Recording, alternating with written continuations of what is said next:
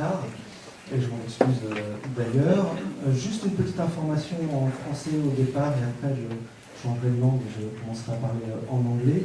Pour les personnes qui souhaiteraient avoir la traduction instantanée, vous pouvez utiliser les casques qui se trouvent à votre disposition et donc qui permettent la traduction de l'anglais au français et non l'inverse. So thanks to all of you for being here. I'm really happy to welcome you in Lille Catholic University for this roundtable with Meik Wiking, CEO of the Happiness Research Institute in Copenhagen, and Bidstrup, Mayor of Dragør. So this roundtable about happiness, well-being and public policies seem kind of obvious for someone working on utilitarianism, working on the quality of life, working on how life could be better, flourishing life, etc. But even if a lot of people would agree that happiness is important and that we should all rely on happiness to define the kind of life we'd like to live, there is a lot of debates and discussions about the nature of well-being or the nature of happiness. If it is relative to each individual, if it can be measurable, if it can be, if we can compare the kind of happiness or well-being people would like to relate to when they define the kind of life they'd like to live. So this roundtable precisely would like to question this kind of assertions, this kind of claims, and this is why I thought it was very interesting to have Meik and I to talk about that, especially because on the one hand you have Meik from the Happiness Research Institute, who is used to provide some kind of survey about well-being, individuals' well-being and declarative well-being, and on the other hand we have Ike, a mayor, so someone from a public institution who decided to contact the Happiness Research Institute, and then, and we will see that, we'll talk about that, and then to rely on their recommendations to build some kind of public policy. So after this very quick introduction, I will let Meik presenting the Happiness Research Institute. And of course, after their presentations, we will have at least 30 minutes for questions from you. Thanks, Meik. And thank you for the invitation. It's great to see you again. I notice your Danish pronunciation gets better every time we meet. And thank you to Lille University for organizing the event. I will talk for two sections, and in between is Ike talking. So the first half I want to focus on one of the key questions in my work: how do we measure happiness? That's one of my 3 questions I have to answer before I retire. The other 2 are why are some people happier than others, and then how do we improve quality of life. So I'll focus on the first one today. But I want to start out with another thing, namely the context that all these questions are being asked in, and that is the political awareness of the happiness agenda in these years. And I think there's a lot of really, really exciting things happening there. Whoops. So I want to talk a little bit about what is happening politically, globally, right now in terms of happiness. And I'm just seeing whether our translators, am I talking too fast? It's going fine. Good. For us, it's been really exciting and really important that the United Nations have passed a happiness resolution. So in 2011, they passed the UN Happiness Resolution, and it basically asks all of the countries of the world to focus more on happiness and see what you can do in order to increase quality of life for people. Now, it's also the UN that have commissioned what is called the World Happiness Report, that have been published 4 times now. Denmark was 3 of those, was number 1 3 of those times, and third 1 of those times. And the UN has also named March 20th as the International Day of Happiness. So they're trying to get more and more attention to the happiness agenda. And the inspiration for UN comes from a very small country called Bhutan. How many of you have heard of Bhutan? almost everybody. We have disciples in the room. Very good. But for those of you that haven't, Bhutan, extremely small country, 700,000 people, stuck in between China and India. And the interesting thing they have done in terms of happiness is that they have begun to measure gross national happiness as means of progress for the country instead of gross national product. So every year or every second year they do large surveys of the public's happiness, and every political decision is based on whether it will improve quality of life for the people. And it's Bhutan which put happiness on the agenda for the UN. I think one of the most interesting recent developments in the happiness agenda is what is happening right now in the United Arab Emirates.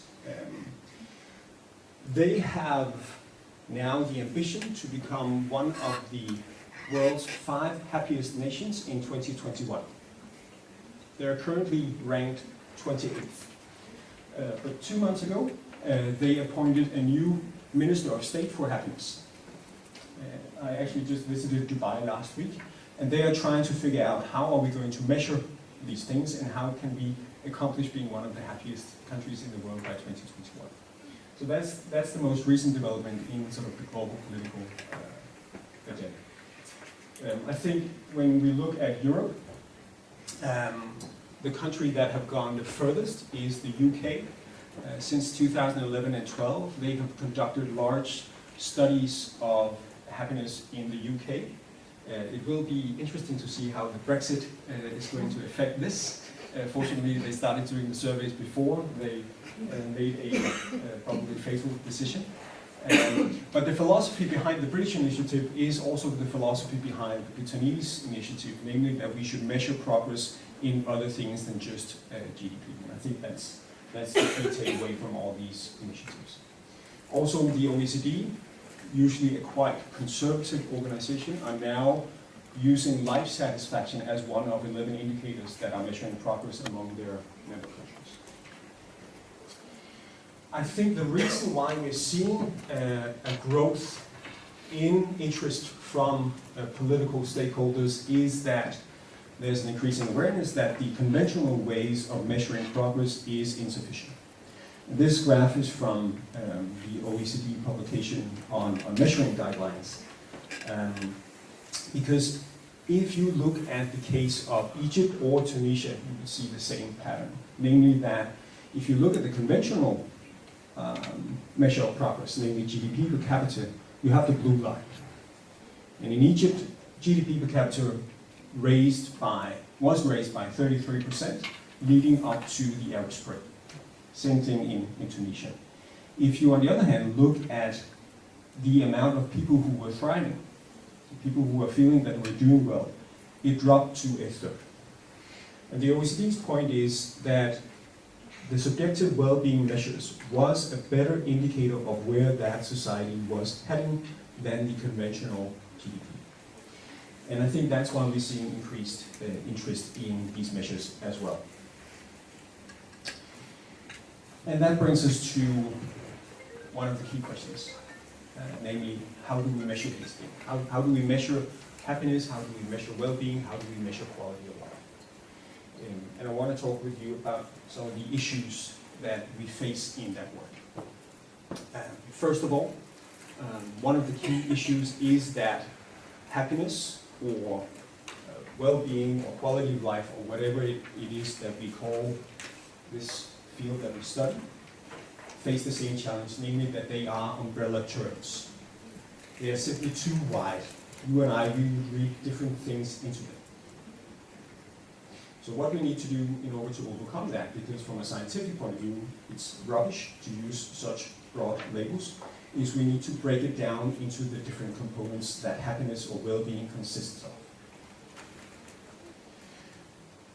Just to use some analogies, when we talk about the economy or when we talk about the weather, we also break those things down for us to be able to have a better understanding or a better discussion about these things. When we talk about the economy, we can talk about inflation, we can talk about unemployment rate, we can talk about growth. Also, when we talk about something as simple as the weather, we also have different indicators that gives us additional information about how the weather is. And we need to develop a better framework and a better language to address happiness or well-being or quality of life from a scientific point of view. And that is part of, I think, both our work, both at the University of Lille and also at the Happiness Research Institute.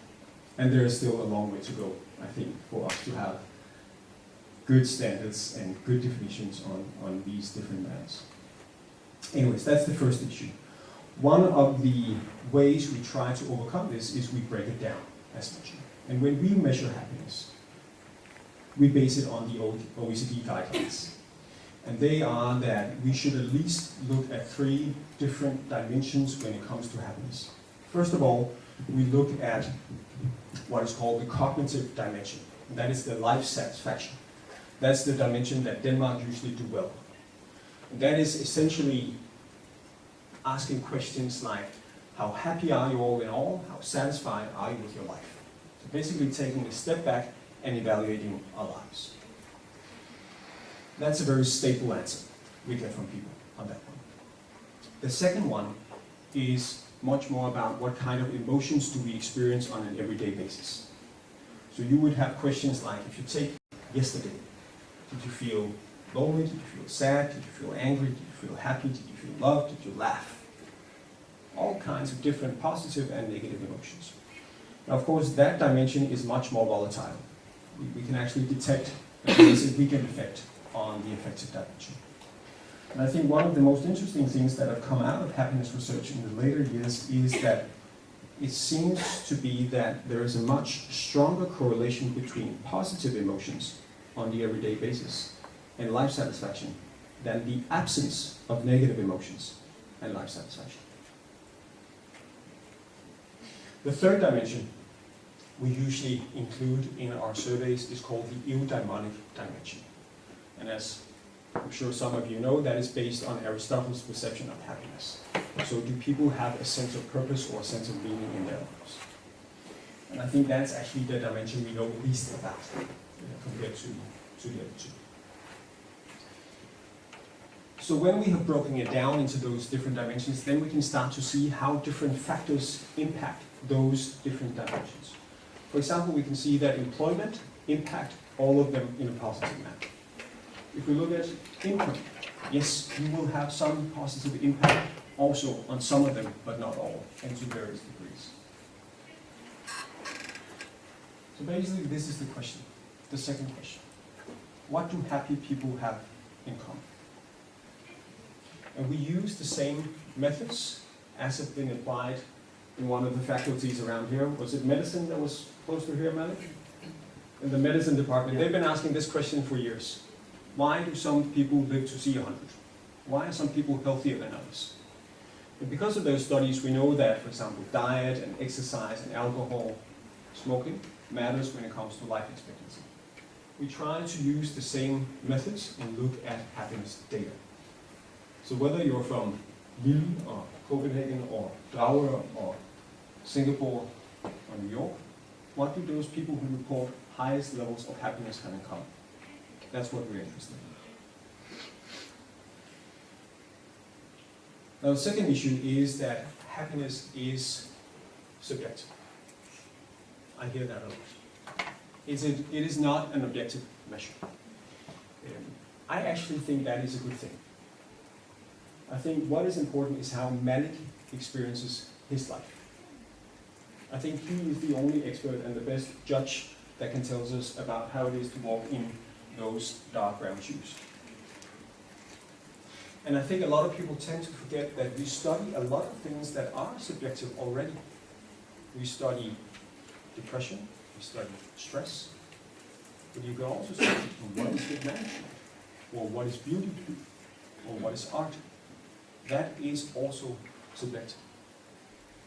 And I haven't yet heard a convincing argument why happiness or well-being or quality of life should be the one thing that we cannot study in a scientific way. I get a lot of questions every time I talk with a journalist. They say, well, happiness is subjective. How can you measure that? I said, would you ask me the same thing as if I was studying stress or depression or loneliness.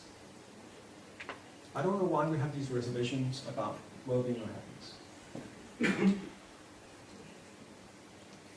So the third issue is we sometimes have trouble understanding what is cause and what is effect in these measures.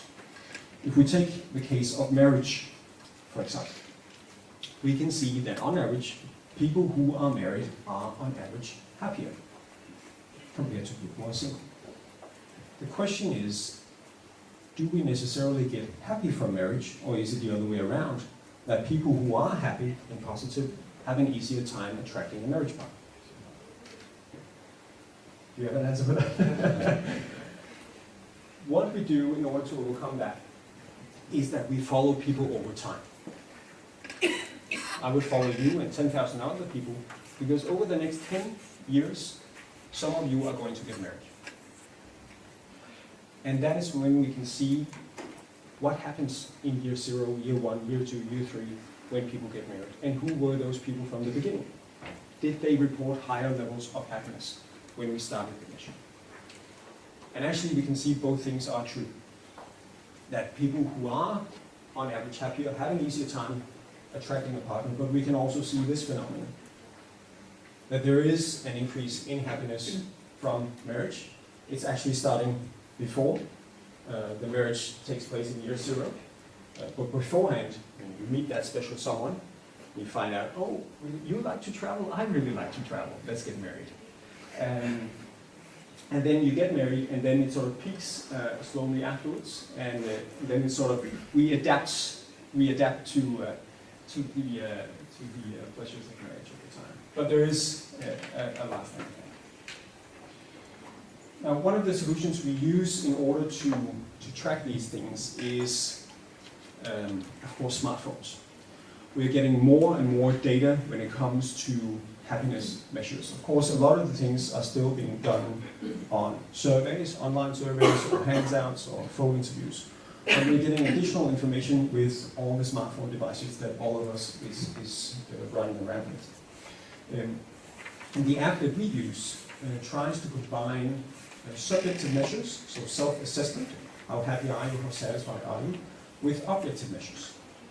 Meaning that my phone will track my social activity, will track number and duration of phone calls. It will track behavior, so how much have I moved around every day, and it can also track or take a light reading. Every 15 minutes, it takes a light reading. It was actually used to track people who had just been signed out of psychiatric wards for depression and were suicidal. So we could see whether people were sitting in dark rooms, not having conversations with anybody. Of course, it gives us additional data, but not perfect data. It doesn't necessarily mean that I'm sitting in a dark room. It could also be that I just have my phone in my pocket.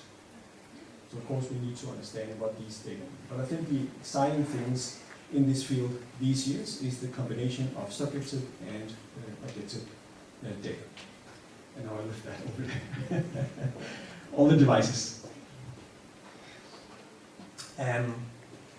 Just to finish off the first round, 2 of the current studies we're doing where we are measuring happiness of groups of people is a well-being project which we are doing together with a large foundation in Denmark. We are looking at young people between 16 and 24-year-olds that are involved in different projects that the foundation is financing. So we are following them over 18 months and tracking their well-being, their happiness measures from the beginning to the end, and seeing how these different projects that they are involved in impact their quality of life. And of course, we are measuring all the 3 dimensions I was talking about before, but we're also mapping their social landscapes. We are measuring their self-esteem, and we're trying to figure out how does the mechanisms play out. What should the foundation focus on in order to get the biggest impact for their investing in quality of life. The second project is a project we're doing together with a They're not a pharmaceutical company per se because they don't produce pharmaceuticals. But their objective is to increase quality of life for people living with a skin disease called psoriasis. So we've developed an app together with them and are measuring happiness, well-being, quality of life for people living with psoriasis all over the world and testing out what impacts quality of life the most in this disease. Because we feel there's probably an overlooked dimension when it comes to the mental impact that this skin disease have on people. And I think that was me for the first round, and then I'll hand over the word to Eik, who will give you an introduction to why the town of Dahl, we'll do a pronunciation test later on, chose to do a survey on happiness, and then I'll be back for round two. Eik? Thank you. Even many Danish people can't pronounce the honor. Thank you very much for the possibility to be here, Meik. I love your country. It's only a month since I was here the last time. That was in Disneyland. So I hope this will be just as fun. As I was introduced, I'm the mayor of a town of around 14,000 people, centered just beside Copenhagen, our capital in Denmark. Just beside the airport, actually, so if you have been flying into Copenhagen, you have just flown over my house. I'm very interested in this topic, the happiness research. Last time I was together with Meik, we were talking, in a similar setting like this, in a tent, and it was raining, at a political rally in Denmark. And someone asked me actually, after Meik introduced the data from, was it Dubai? And said, what if the Prime Minister of Denmark called you, Eik, today and offered you to be the Minister of Happiness? Would you say yes to that?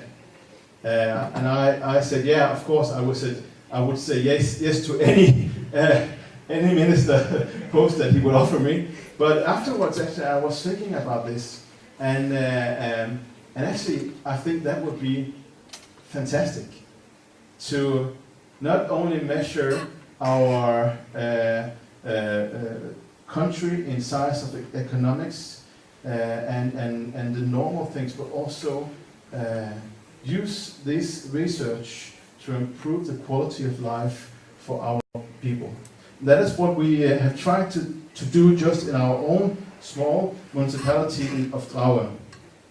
I first got the attention of Meik and the Happiness Research Institute when one of my employees contacted Meik and talked about the possibility of making a survey amongst, I think, was it around 500 of our inhabitants in Dahl.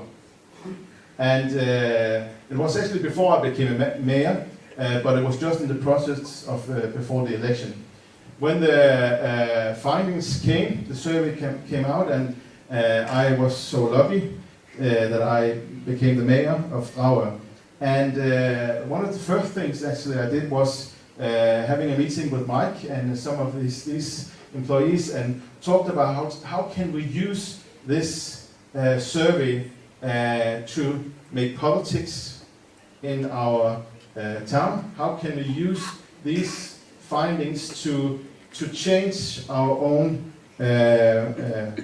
town? Of course, as in every political climate, there are people that are for and against things like this, as Meik also mentioned.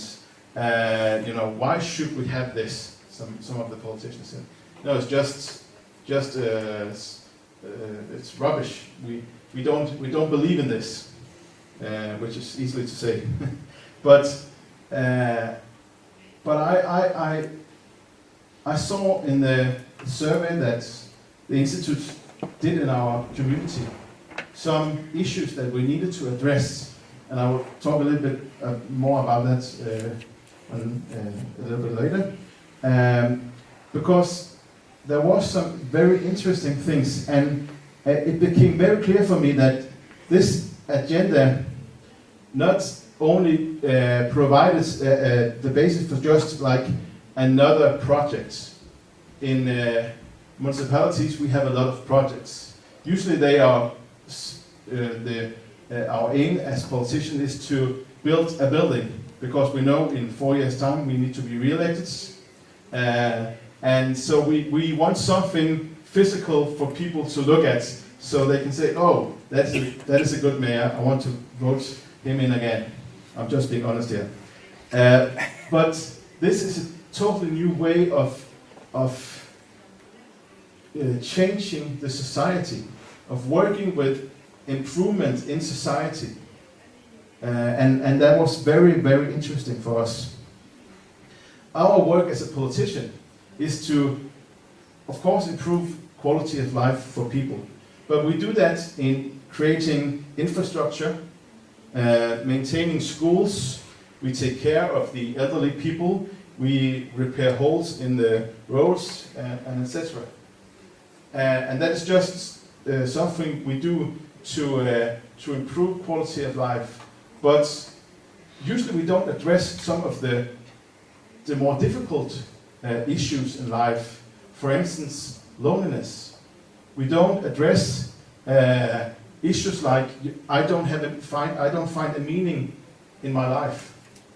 We can't fix that by fixing a hole in the road. But we need to look at politics in a different way than we used to do. And that was the most interesting thing about working together with Meik and the Institute. That it gave us a possibility to look at life improvement and society improvements in a totally different way than we had used to look at it. And I found that was very interesting. And as I said, I will explain a little more how we did it a little bit later.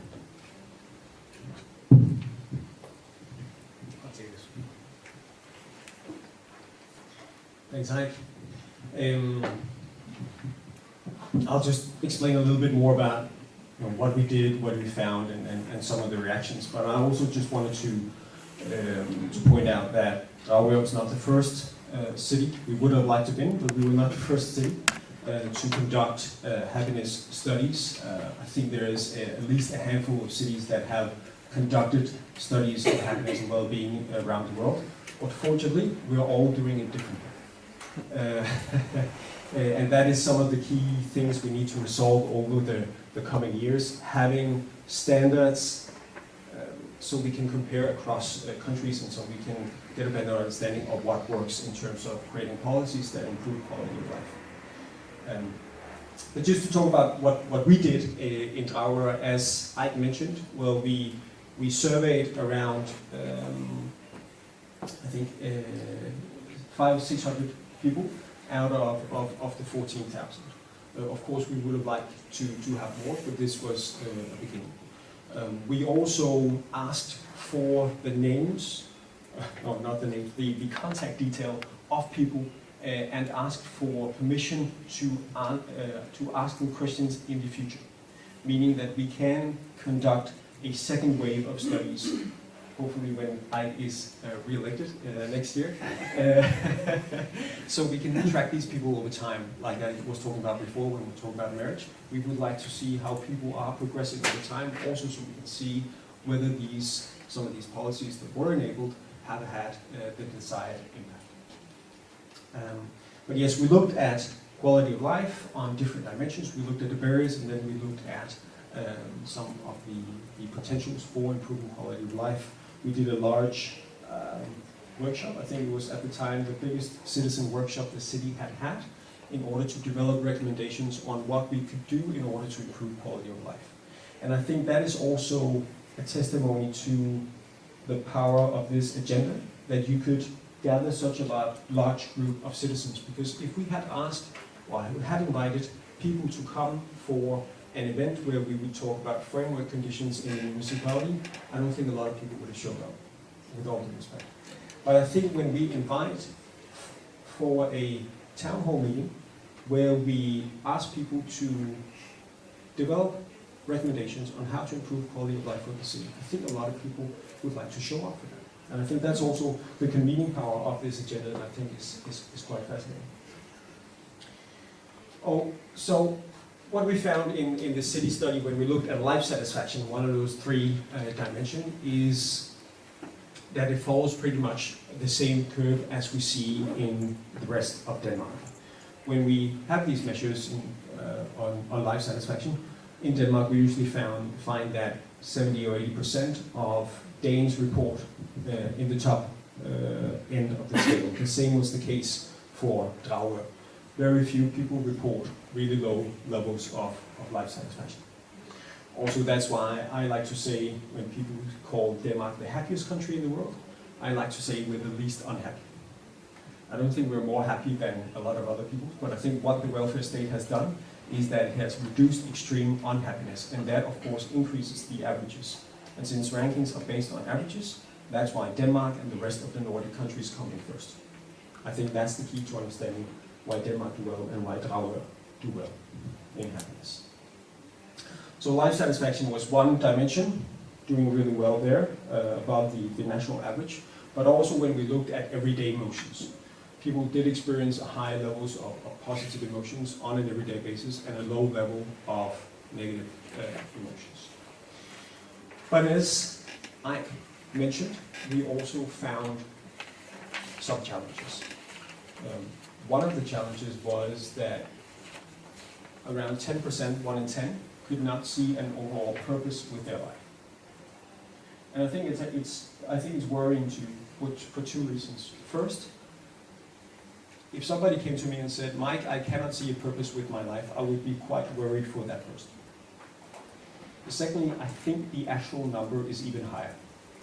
I think there is some stigma attached to saying, no, I really can't see a meaning with my life. So I would suspect the actual number is even higher.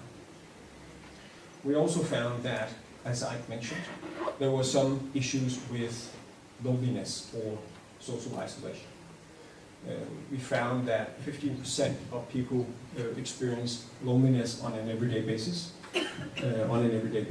In the study, we used a broad loneliness term. We looked both at whether people were alone and wanted to be with other people. There's a quantitative dimension, but we also looked at the qualitative dimension, because you can be around other people and still feel alone. So we tried to measure that as well, and both things had a severe impact on happiness. This is one measure of social connectivity. We asked people, how satisfied are you with your social relationships? And people could answer not at all, to a small degree, to some degree, to a high degree. And the number you see above the bar is that group's average happiness level. So the people that were very much satisfied with their social relationships had an average happiness level of 8.3, which is quite high. On the other end of the spectrum, those people that were not satisfied with happiness level or with their social relationships had happiness levels of 3.3.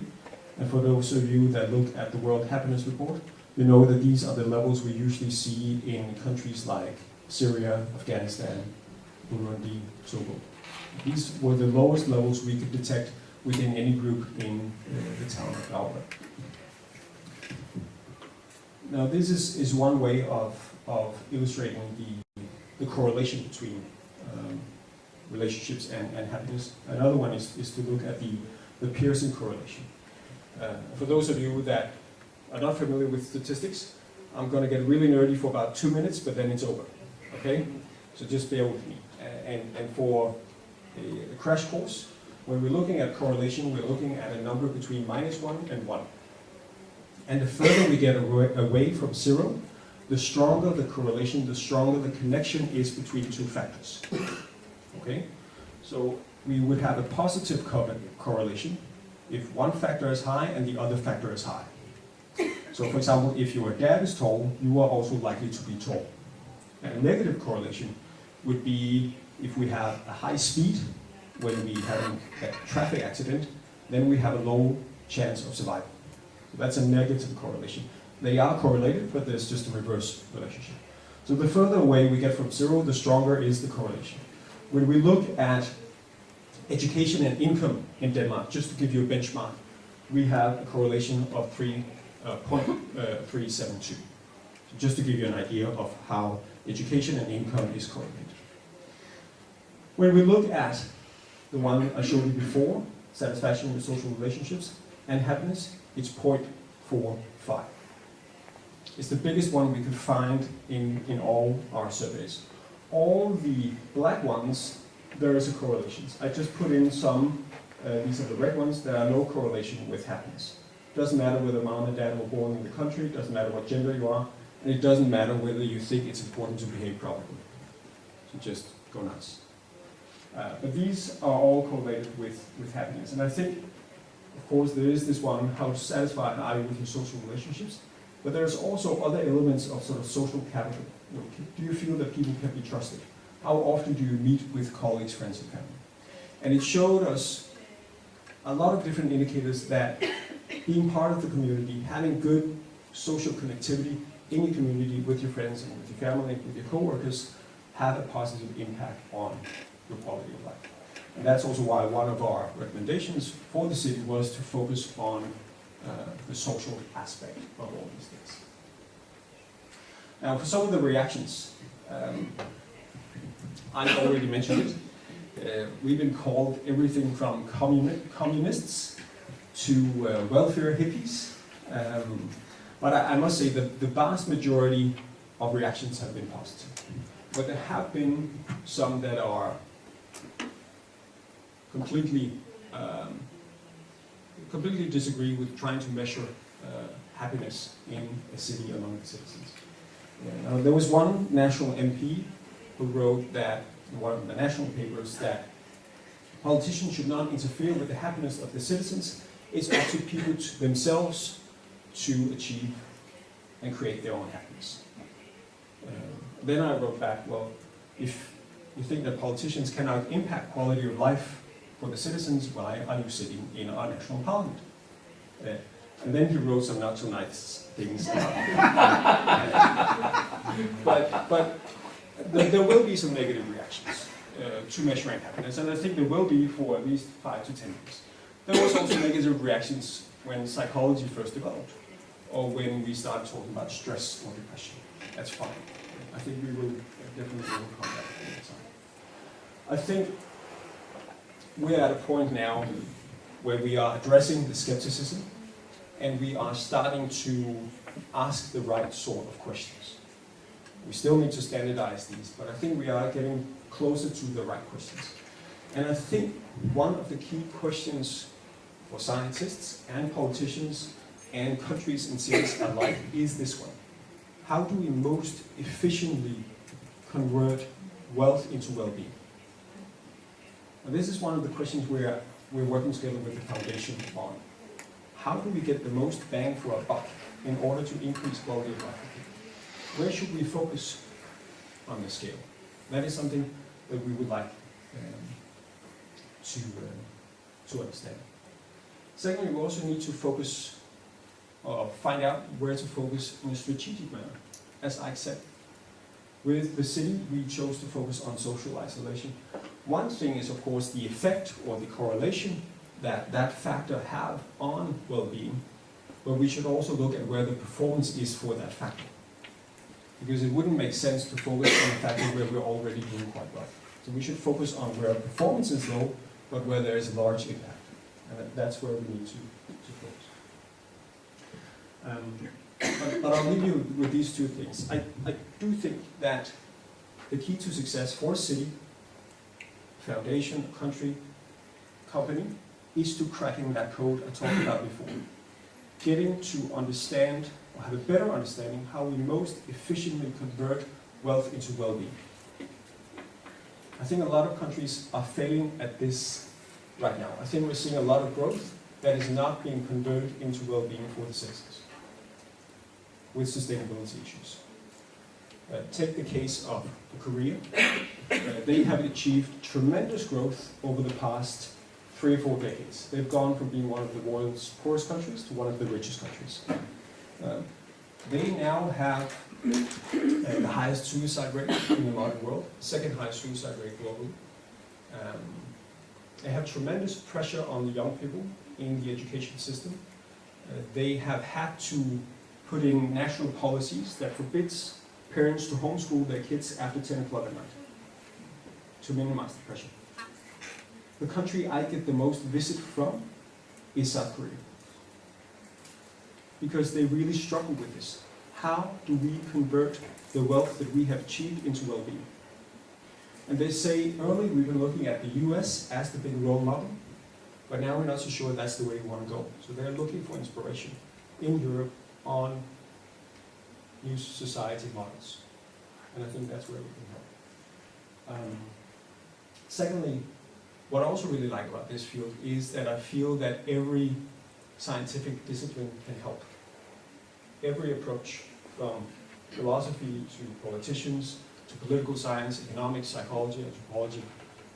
I think this is really, really fascinating and exciting about this field, that every discipline can contribute. And I think that's also why it's great that we are starting to work together, and we'll be working even closer together in the coming years. And I'm really looking forward to it. Thank you.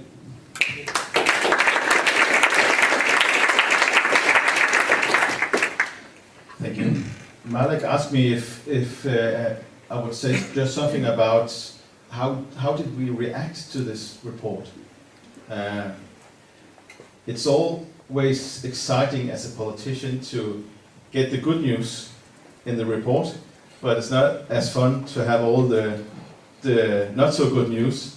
Like, we actually have quite a amount of people who are lonely in our community. So we talked about how could we make this practical, because we all are used to listen to things like this tonight, and we write some notes and we come home and maybe we put them in a shelf and we forget it again. So I worry a lot about how can we make not only this, but a lot of the information, the good, really good information we get when we study and we go to things like this, how can we make them practical? How can we use them in everyday life, in what we work with? For me as a politician, it was important to not only use this within a context where we as politicians could sit down and talk about it and agree or disagree on it. It was very important for me that the citizens knew about this and was feeling that they were in the process of working with this report. We're in the process of adapting some of this good stuff we saw in the report, but also some of the challenges, and try to change these things. So around a month after we received the report, we invited all our citizens to a big happiness conference, as we call it, like Meik mentioned, in our local elderly activity center. The aim here was to explain the findings so people could understand and grasp it. And the way we did it was that both Meik and I, we talked and about some of this finding, like we did here tonight, or doing here tonight. And after that, we divided our citizens in small groups with 8 to 10 people, sitting around tables, having a cup of coffee, and talk about this. Discuss the findings, and also very important, come up with ideas how to improve life, the quality of life based on the results in the survey. So we asked our citizens, how should we react to this this thing that we have 10% of our people that are lonely. And what inspired me a lot was my group. We were sitting about 10 people, and I was together with a bunch of elderly ladies between 75 and 95 years of age. And that was very interesting. And they talked a lot, these elderly ladies, which was very good. And a big concern for them was actually that this very high percentage of lonely people in our city. And it was really a deep felt concern for these old ladies. And the oldest of them, who was, I think, around 94, 95 years of age, she said, "Oh, it really saddens my heart to see all the young mothers take a stroll in the park every morning. They seem very lonely. How can I help them? How can I help them to improve the quality of their lives while their husbands are working and while they have the leave where they take care of the child which we have in Denmark for the first year? How can I do something to help them?" This woman, she was 94 years of age. She was had this, I don't want to call it in English, rollator, like a small walking. She couldn't walk very well, but she had a passion for helping other people than herself, and that passion became very clear in this work we did with the report. So we asked all these questions to our citizens. What should we do? Give us some good ideas. How could we grasp it and work with it and to improve the quality of life for our community? After the conference, we made a newspaper with some of these findings and some interviews and some of these ideas we could work with, and the ideas that our citizens gave us. And we distributed to every house in our community. So everyone could read about it and get some ideas what we could do with it. In the last couple of years, two and a half years, we have used these ideas to work with in the political area. Not so much as I wanted to in all our politicians was together working with some of this and implement it in our policies, but we are not there yet. But I have used it as a mayor to direct our employees in the directions to work with this area that we have as challenges in our society. And we have used some of these good ideas from our citizens. And for instance, they said, to improve quality of life in Dragør, we need an indoor swimming arena. That would be a place where people will come in all ages, being together and socialize. So already the same year we took it within our budgets, which was very difficult because they are very expensive. But we prioritized to build an indoor swimming arena, which we are in the process of building now. Because of this conference, because of the ideas, because of the findings Meik and his guys was finding in the survey. We changed some of our politics in our elderly center. We used to take a fee for our elderly people to come in and participate in the activities. And some of the response from our elderly people within this conference was that it was too expensive. So many elderly people in a society wouldn't come. And because of that, some of them were lonely. So we took away the fee, which was also very expensive for the municipality, but we prioritized that. And now we have more than 300 more elderly people attending our center every week than before, which is really, really good, I think. Another area we worked on was to create small hubs where people can socialize, to try to prevent this tendency of people are lonely in our society. So now, once a week, you can go to, again, our elderly center, which is in a central place in our town, and you can go and buy a cheap meal and just sit down and talk with people. And that is very successful. And I've tried to work with politics in a new way after being introduced to the happiness research. I've tried to see politics and policy making through new eyes as a role as a mayor. Now I see that my biggest task in the 4-year period I'm a mayor is not only to build indoor swimming arenas or, like I said before, fixing holes in the roads. My biggest task is to create a frame for people's life to improve. That is my biggest challenge and my biggest goal, that after these 4 years I've been mayor, people can say, I have a better life, I have a better life quality than I did 4 years ago. That is the most important thing for me now.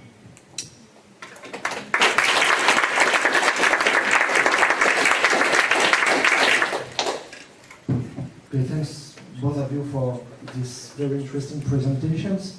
And I think that we clearly saw, or at least they made clear that well-being, taking care of well-being, paying attention to well-being, to happiness is very important, because it could provide some kind of alternative to evaluate the quality of life of people, not only from an economic background or something like that, economic indicators, etc. And it also could provide an alternative to think politics, to think policies, and to think public institutions. We have time for questions, so would you like to? Well, I think might be okay. Okay. Like this? Yeah. Yeah. It was very interesting, and I guess I agree with most of what you said, perhaps pretty much all of it. As a philosopher, I'm interested in some conceptual issues.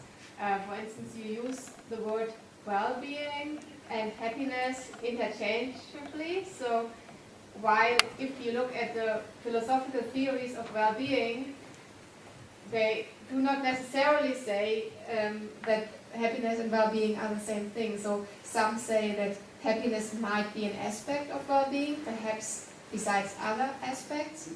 Or you might say that happiness is an indicator of well-being.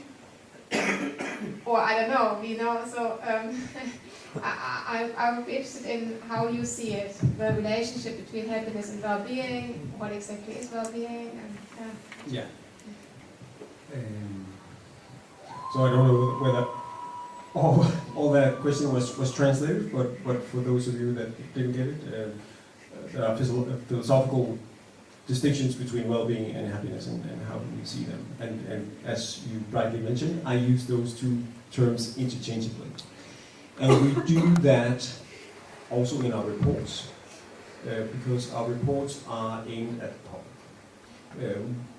We have also, actually, partly because of this project we've done, I think we've become smarter in knowing when to use the word happiness. Because if we use the word well-being, or the term well-being, or even subjective well-being, or we use the term quality of life, we won't get the same skepticism we do as we do when we use happiness. On the other hand, we don't get the same attention. So we've been smarter at understanding what are we trying to achieve. Are we trying to get people like Ike to pay attention to us and to create legitimacy and seriousness about the field? Then we would more often opt for well-being, quality of life. Or are we trying to get headlines in the media? Then we are going for happiness. But you're right, from a scientific point of view, we cannot use those two terms interchangeably. Happiness would be part of subjective well-being. But a lot of the times in our reports and when we are addressing the public, we use those interchangeably, which is, from a scientific point of view, rightly not correct.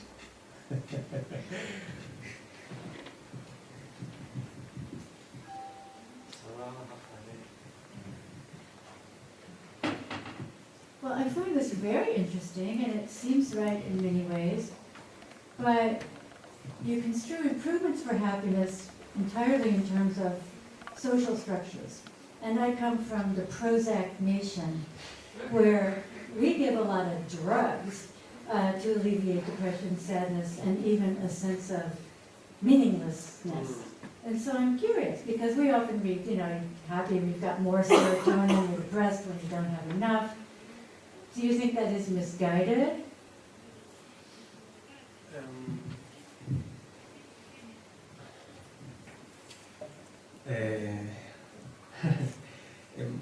I think first of all, it's important to, when we talk about happiness, understand that there are some areas we cannot control, some we to some extent can control, and some we can more or less completely control.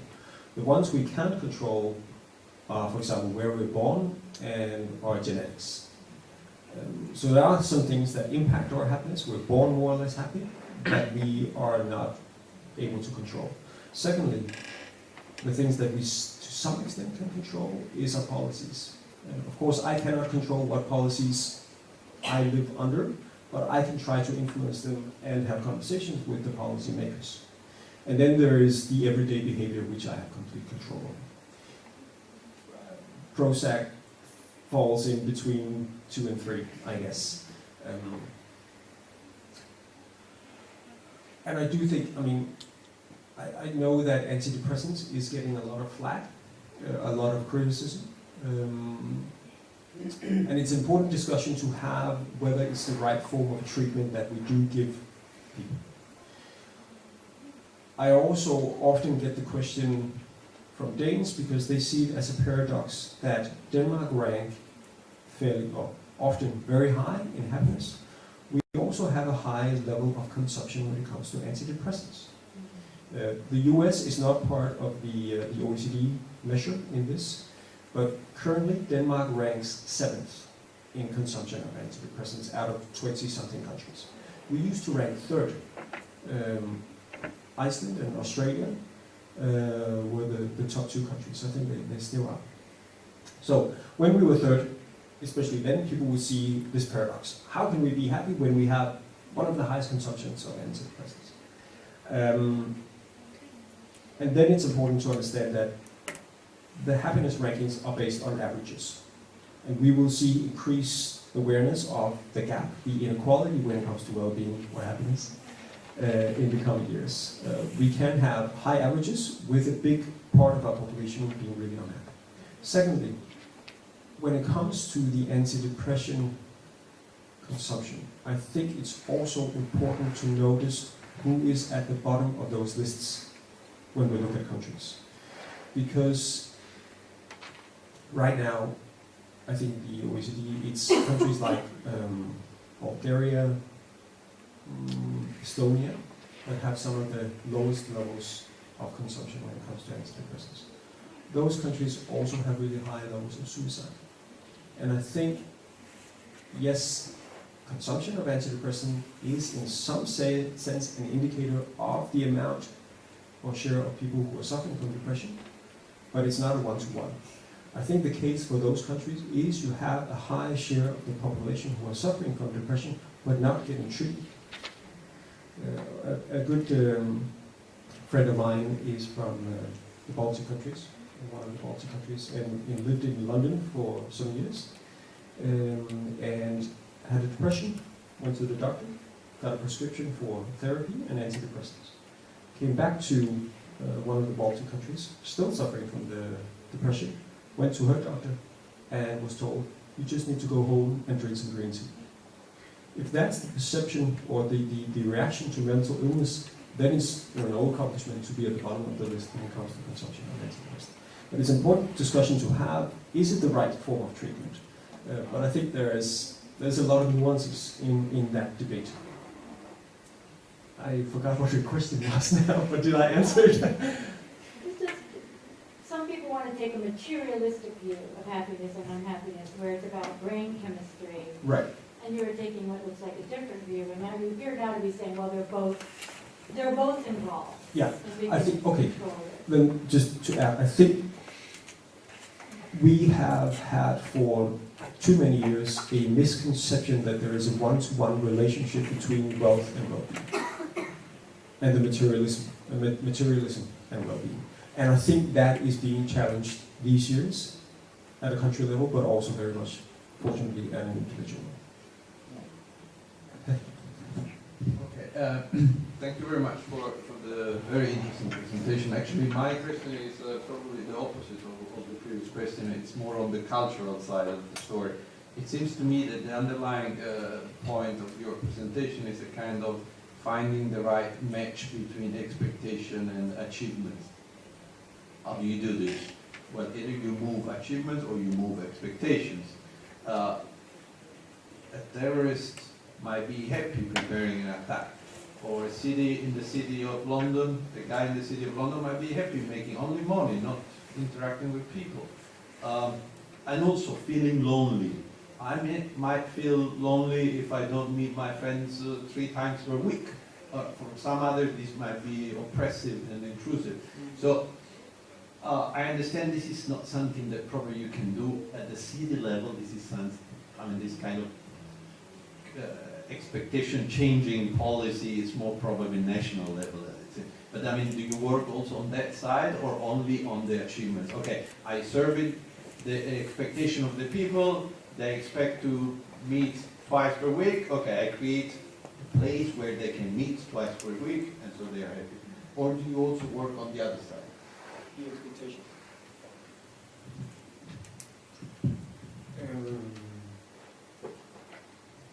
There is also a lot of work being done on the expectation side.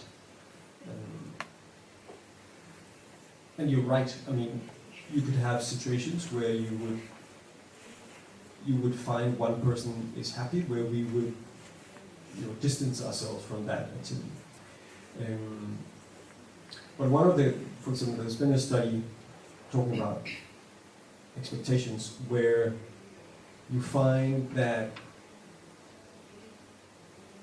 for instance, if you introduce a television to a village that have not had television previously, you change the expectation of the people in that village, because suddenly they are exposed to how life looks like outside the village.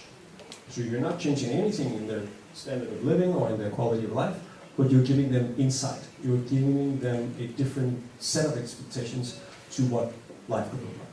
And there you can actually experience a drop on life satisfaction, even though things are constant. The only thing is that the expectation has changed. But they are less happy now. I'm not saying that's a good thing. I'm saying that's a mechanism that is at play that does affect how people feel about their lives. We see it again and again that the reference group, the people we compare ourselves with, matter for our own evaluations. When people move from rural China into cities, they also change their reference group from the village to now the middle class in the Chinese cities. Social media impact how I feel about my life, because I'm constantly bombarded with great news that happens for all my friends.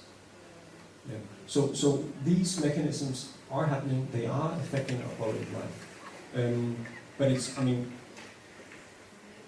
that's also why it shouldn't, you cannot use purely life satisfaction measures as deciding tools. Because then we would never educate people, we would never, show them what the world could look like otherwise. We would never move them from, one situation to another. So it is a mechanism, it is something that affects our measures, and something that we need to address and understand and study. But you're completely right, expectations matter.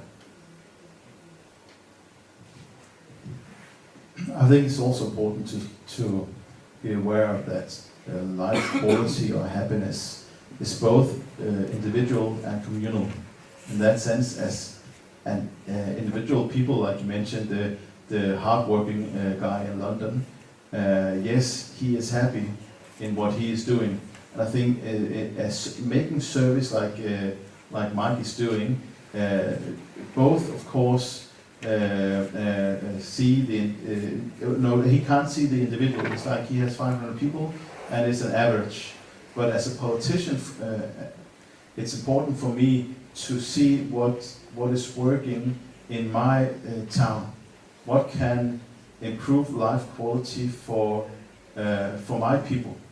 And it's not the same in Dahl as it is in Copenhagen, for instance, which is only 12 kilometers away. And I think that is both the challenging thing and the interesting thing working in this area, that is actually different from place to place. What makes us happy? But one thing that is common is that we as people, we are social beings in that sense. And I think that is one of the things that we saw, the importance of raising the social bar, in that sense, making possible arenas for people to socialize. That is, I think that is the thing, especially in our world, in the Western society, that we are individual people more than we are communal people. And I think that is one thing I think would be a general thing of this service in our societies. I wanted to ask about the sort of breakdown of the triangle that you had partway through your talk of different sorts of measures of happiness. If I remember correctly, I can't remember what you called the one at the top, but it was sort of global, all things considered sort of assessments, happiness. Then you had sort of affective, and you had eudaimonic sorts of assessments. How closely are these correlated? And I specifically, two things I'd be interested in knowing are, is more affective happiness always sort of correlated with greater overall sort of life satisfaction? Or at some point does more effective sort of happiness seem to not sort of contribute further to greater overall life satisfaction? And second, how closely sort of correlated are affective and eudaimonic sorts of assessments of well-being? You have significant numbers of people, for instance, who say things like, well, actually I don't feel very sort of effectively happy all the time, but I think my life is very meaningful, I'm doing important things. Or vice versa, people saying, oh yeah, I love my life, but I don't think it means anything. Yeah. Yeah. A very good question. What we find in our studies, and I think this is the general pattern as well, is the biggest correlation is between these two, the cognitive and the affective one. The one that is behaving most weirdly is this one, the purpose, the meaningful one. That said, I think this one is also the most challenged in terms of creating standards and in terms of having data. I think the majority of data have been produced in the cognitive dimension and secondly in the affective one. Perhaps once we get a better grasp of the eudaimonic one, which some researchers also include actually the social dimension, we might see a strong correlation. Now, I think what is interesting, and I was trying to mention that before, is that here we have both positive and negative ones. And we find there is a stronger correlation between the positive ones down here and the overall life satisfaction than having absence of negative ones and life satisfaction. Does that make sense? Yeah. The second part of the question, whether there is a threshold, whether there is sort of a diminishing return on positive emotions on life satisfaction, I don't know. There might have been some studies, and there must be some data out there that can give us that information. I haven't the answers yet, but it's a very interesting question. Is there a diminishing return on positive emotions on life satisfaction? There's a PhD. If someone you're interested. I think it's a very good question. Yeah, I have a question about how you aggregate happiness. So you focus on the average number in a group, and of course that's one way of doing it, but there are many other ways in which you can aggregate individual happiness levels. So what about relative differences between people? You could be a prioritarian. So here's an example. Imagine that you could bump up 1,000 people from level 9 to level 10, or bump up 1,000 people from level 2 to level 3. If you just look at the average, it doesn't really matter what you do, but many people probably have intuition that it's better to, or more important from a political point of view, to bump up people from level 2 to level 3 than from level 9 to level 10. So the question is, why focus on average numbers?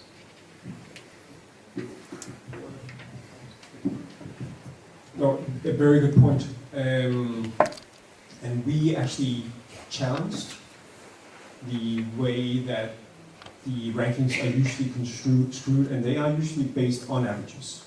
So last summer, we published what we call the European Happiness Equality Index, where we look at the standard deviation, so the spread of the answers. And we were the first to do that, but I was very glad to see that the latest World Happiness Report now also have the distribution, the equality of happiness.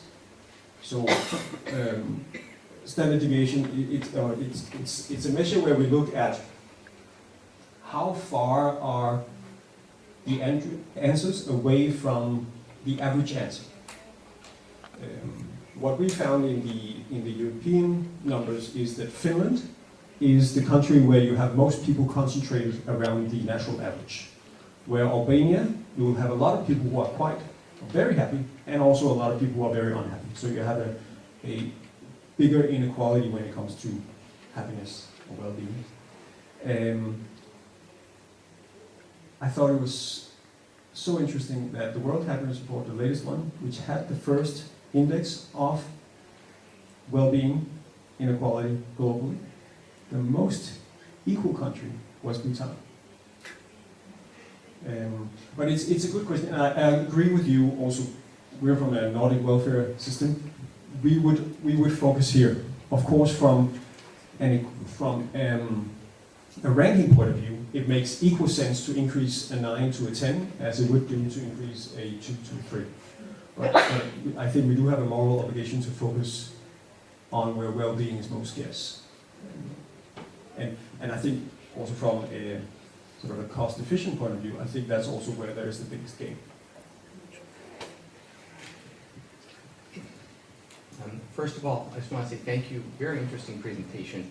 Great line of work you're in. So I want to go back to something that relates to the great dissertation topic of the eudaimonia question.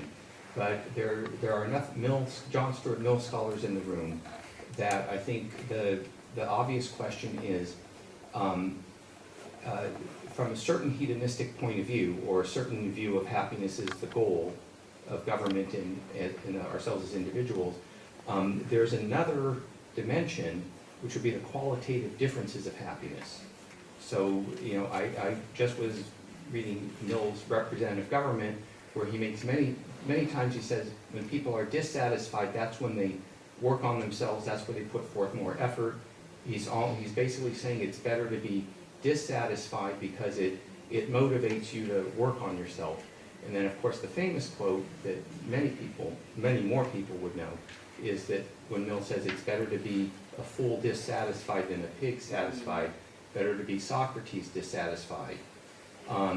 So the point there is it's not all about happiness, it's what kind of happiness. So someone, say, working totally hard in London, who has no life outside of work but he's happy, or somebody who's a drug addict lying in the gutter, but he's so happy because he just got another shot of heroin or whatever it is.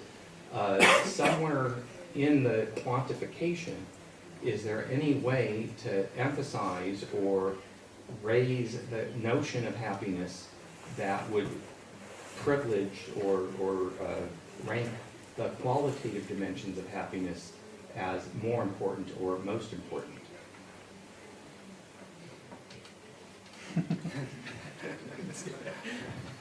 Well, I think from a at least a politician's view.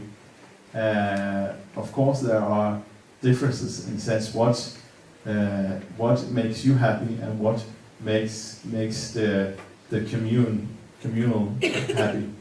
I think, of course, if you see it in that sense, but I don't know if as an individual, if you have any study about that. But of course, if you want to change a society, you have to look at the kind of happiness that improve the society as well.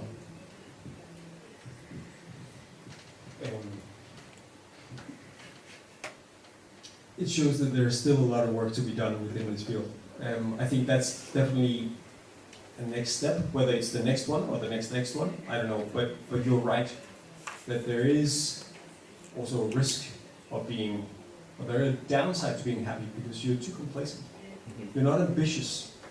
You know, of course the negative aspect of being ambitious is being chronically dissatisfied with the status quo. I think also some people misinterpret one of the patterns we see in the happiness rankings, and that is people in rural areas are on average happier than people in cities. We see that in UK, we see it in Denmark, we see it in Canada, where they have quite detailed studies.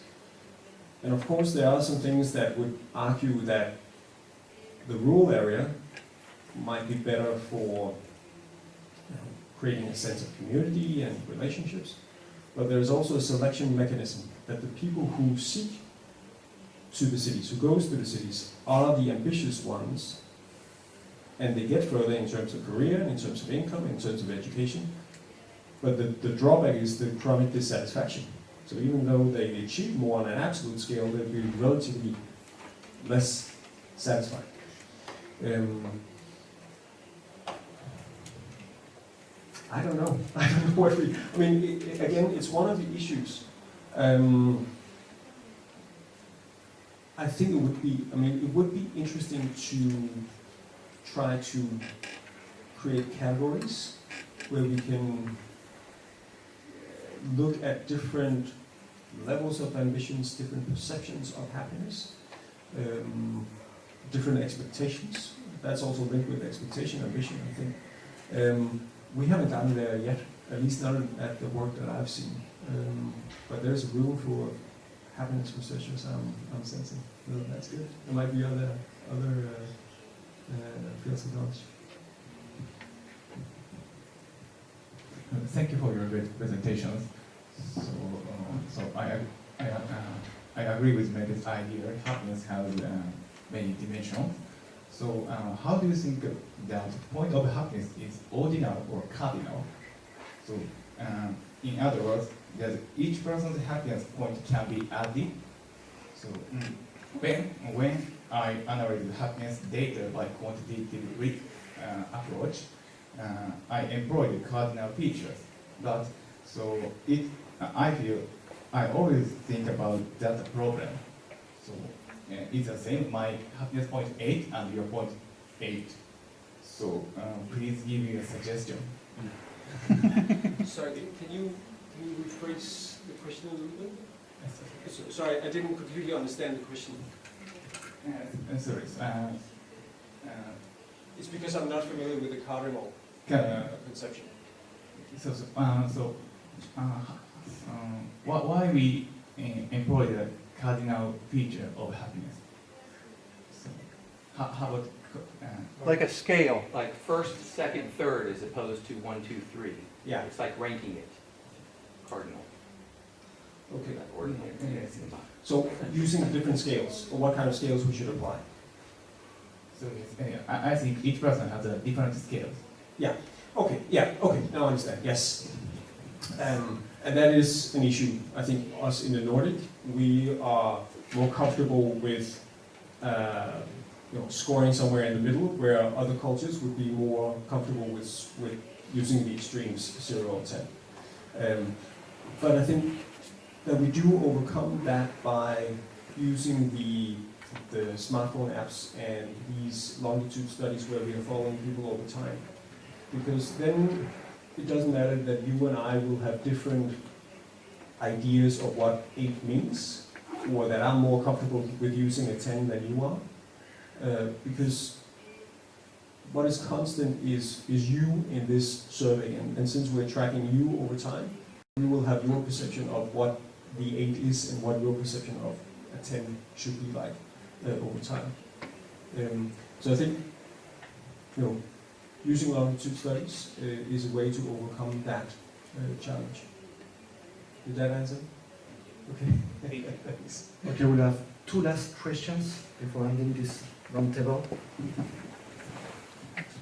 Thank you very much for your both of your presentations. It's exciting to see a mayor using work that's being done in happiness and philosophy in a certain sort of way, so that's great. I guess from the beginning, thinking about trying to come up with a science of this still strikes me as hard, partly because you don't have one scale. It's different for each person. But another thing, and this goes back to the better to be Socrates dissatisfied than a pig satisfied, is as progressive beings, if we hold the view that we're progressive beings, it might be that we don't really want satisfaction. We want to come up with new things to pursue. And if that's the case, then is satisfaction the right thing to be looking for to get to happiness? You think about Faust, and Goethe's Faust, where he doesn't want to be satisfied in a certain sort of way, and he's the one God loves the most because he's never satisfied. But yet that's something that makes us want to keep living. I think to Augustine, looking at the man lying around, rolling on the ground, laughing hysterically, and Augustine thinks, I'm much sadder than he is, but I would much rather be me. And so how, again, does happiness and satisfaction, are those even connected at a certain level? If we want most of all to have things we don't have, and we will get bored with what we are pursuing and get satisfied with. I don't want what I wanted 20 years ago, and I hope I don't want the same things in 20 more years. So. Yeah, no, you're right. And that's another mechanism. All the scholars here, they'll probably refer to it as the hedonic treadmill, that we continuously raise the bar for what we feel we need in order to be happy or satisfied. I think there is a way of creating awareness on a personal level when you look at happiness research, because we see that so often that we adapt to new things, to marriage, to new levels of income, to the smell of that car, and so on. And we see that so often that I think there is, at least I find that personally, a growing awareness that the futile pursuit of happiness, and instead trying to focus on the happiness of the pursuit. Knowing that this is actually it. It is the chase, it is the pursuit that will bring me joy and meaning and purpose and happiness and satisfaction.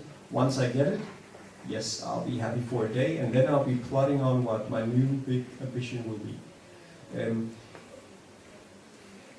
Whether we can get to that on a global scale, or whether that will be a collective awareness, I don't know, but at least that is something I have personally sort of achieved from looking at the happiness science. And I think that's,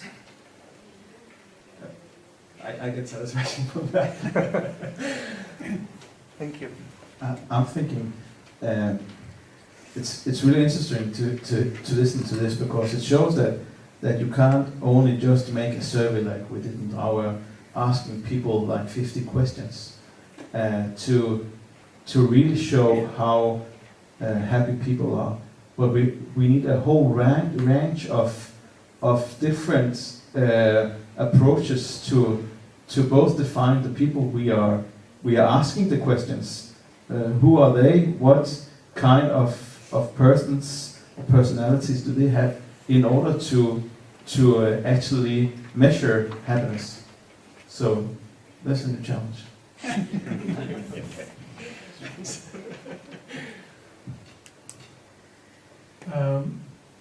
My question is the opposite of happiness anger, or because satisfaction, opposite of that might be unsatisfaction, and it's not describing happiness.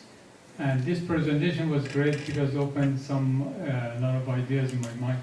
But I'm getting involved with mayor because if you look at happiness and opposite of that as anger, we have a lot of anger in many societies when they have policy makers don't care about people, what their policies affect them, from minimum wage to a lot of other things.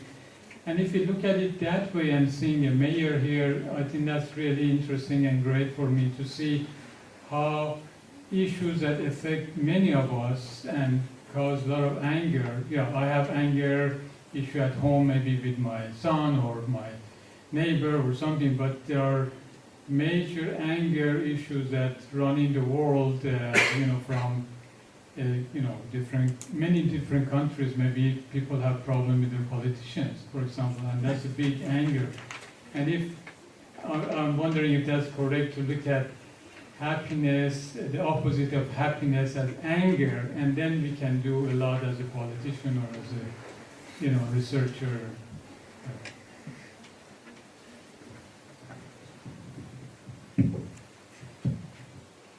A lot of good questions here today. What is the opposite of happiness? I guess it depends on what dimension of happiness we're looking at. I don't have the good answer. I'm not sure it's anger. I'm not sure it's depression. When it comes to the eudaimonic, the sense of purpose, maybe the answer there is apathy or quiet desperation. But I think it should be addressed within each dimension of well-being. But it's definitely an interesting question to pose. Is that the last question? Should we really leave on what's the opposite of happiness? This is indeed the last question. I would like to thank both of you once again for your presentation and for the discussion.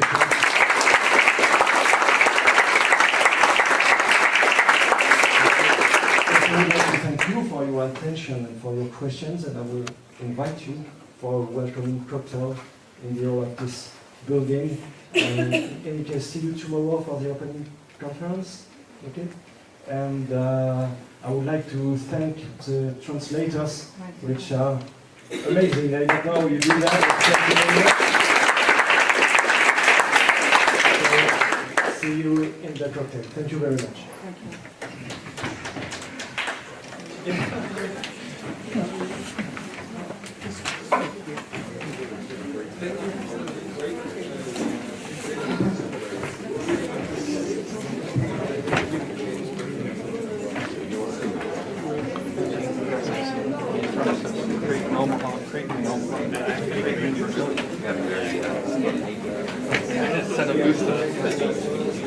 All my great grandparents came from Sweden to mental